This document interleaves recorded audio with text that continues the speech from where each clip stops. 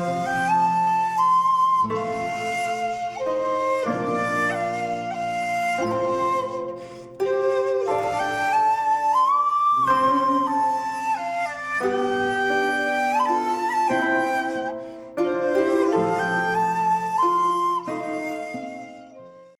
there, this is Solitary Rowan from Solitary Rowan Films, and welcome to another In Memoriam.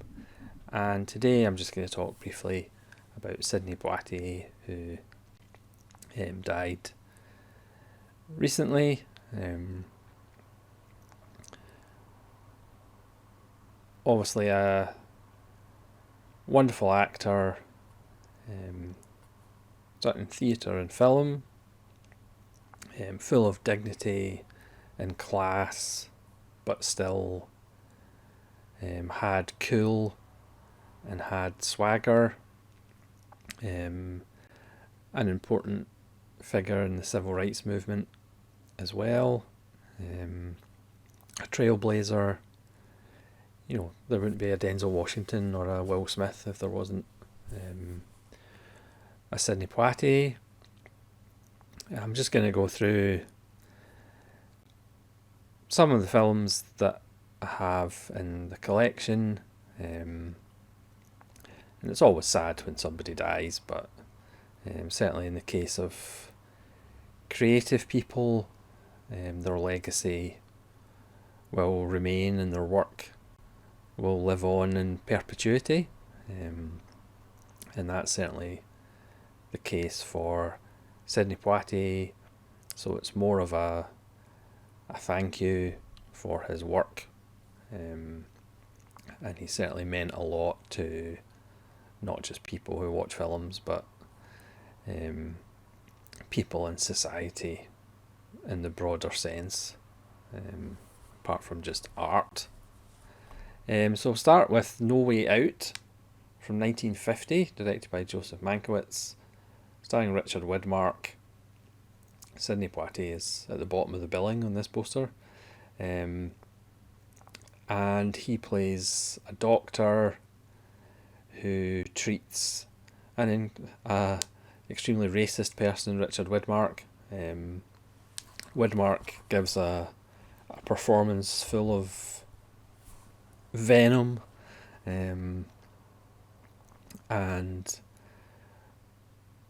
Poitier treated his brother, Richard Widmark's brother, and his brother dies, and Richard Widmark holds that against Sidney Poitier pretty much, because he's black. And then Richard Widmark gets involved with Poitier's life, and things head for an explosive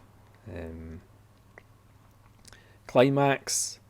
Poitier gives another strong Poitier performance in the face of Richard Widmark's savage racist character. And again, it's probably similar things that Poitier actually had to put up with in real life. That's 1955. Then he made The Defiant Ones with Tony Curtis, about two prisoners, one black, one white, chained together, which has been remade several times, including Black Mama, White Mama with Pam Grier. I don't actually have that in the collection. But then jump forward to 1961 and A Raisin in the Sun, which is in Criterion, about the struggles of a black family, based on a play. Poitier played in the play as well. This story has been running on Broadway for years and has been remade.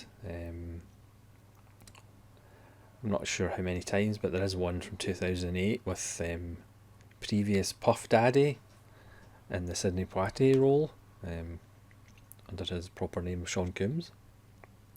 Again, a lot of, sometimes you could be critical of Poitier as playing characters who are kind of controlled and, even-tempered despite all the things that are going around them, Whereas in Raisin in the Sun, he does actually play a character who's flawed, a character who's not that likable at times.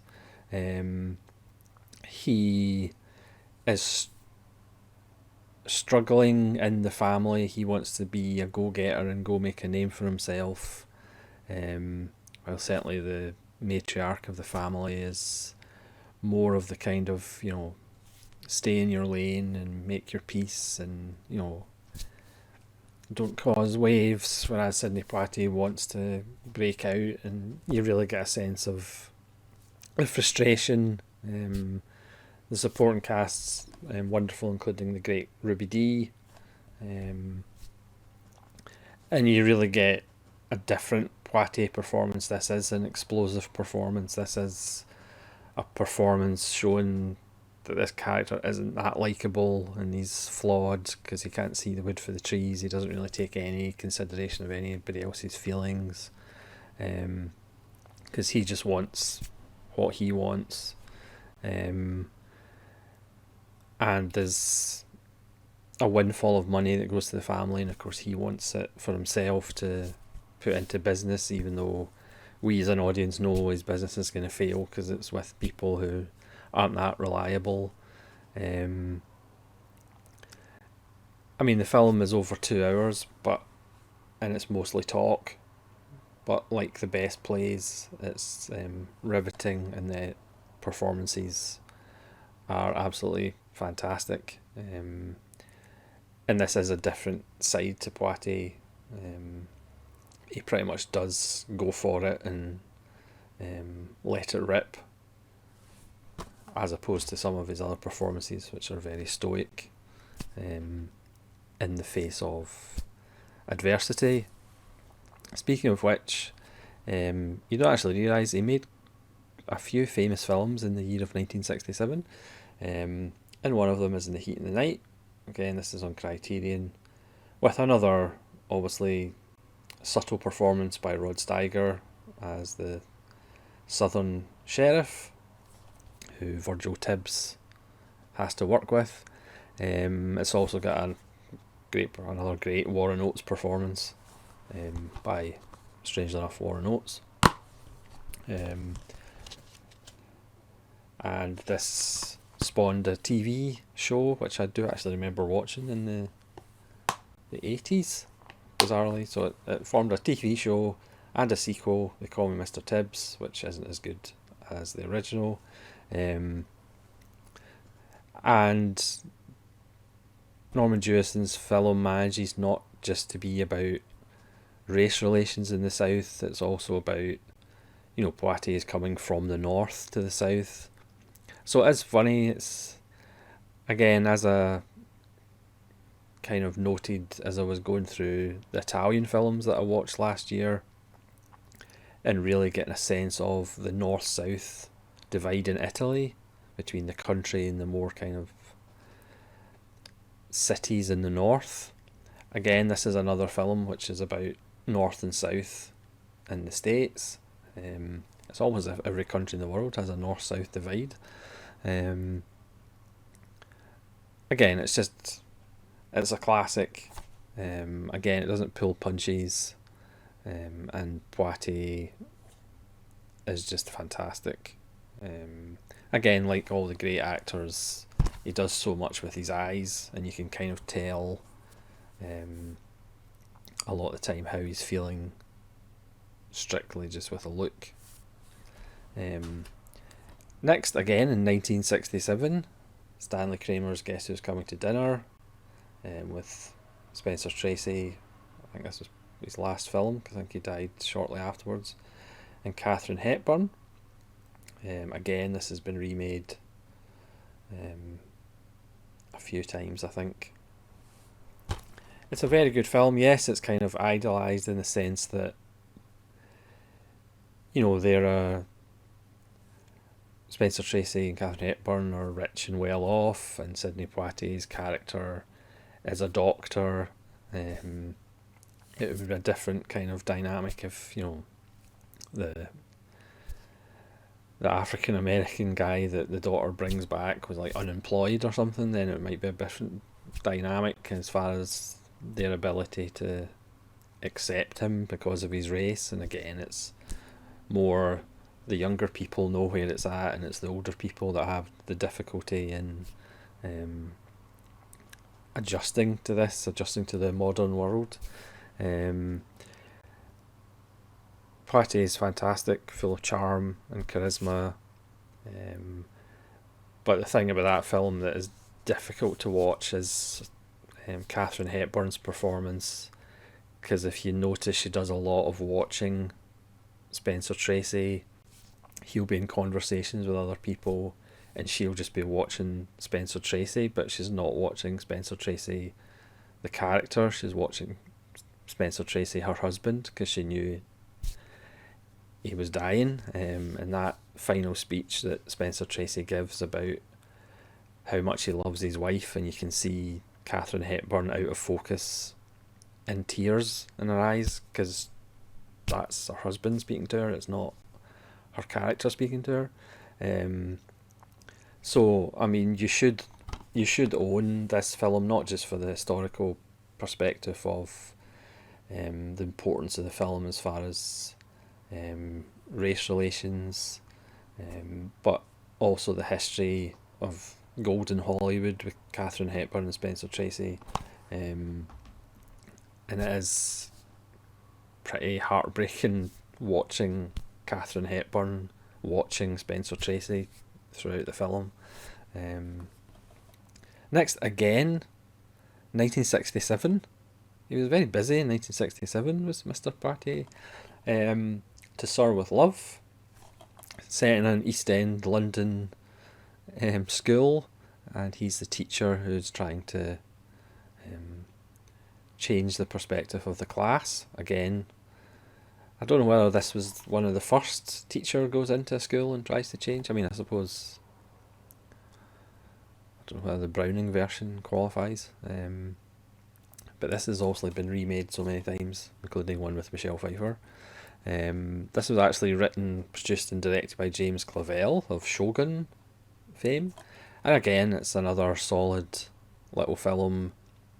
And again, Poitier, he has that contained rage, he does let it out at one point. But again, he's got humour, charisma, class, cool and swag and abundance. So 1967 was quite busy. We're going to fast forward quite a bit to 1987, 87, 88, something like that. Deadly Pursuit, which is a lovely actioner with Tom Berenger. Poitier plays a FBI agent who's on the trail of this killer, and it takes him up into the woods somewhere, and Tom Berenger is the guide. Kirstie Alley's in it as well, Clancy Brown, and Clark from The Thing. So you should always watch Clark. It's a knockabout fun actioner with humour, and again the relationship between Berenger and Poitier is so good. It's a film that really should have a Blu-ray. Again, I don't think it's got a Blu-ray. You can let me know in the comments if it does. But it's just one of those fun Friday, Saturday night viewings, and again Poitier shows his kind of diversity. You know, there's a bit of humour, and there's also some action stuff, even though because of his age at the time, I think Berenger does a little bit more action stuff than Poitier does.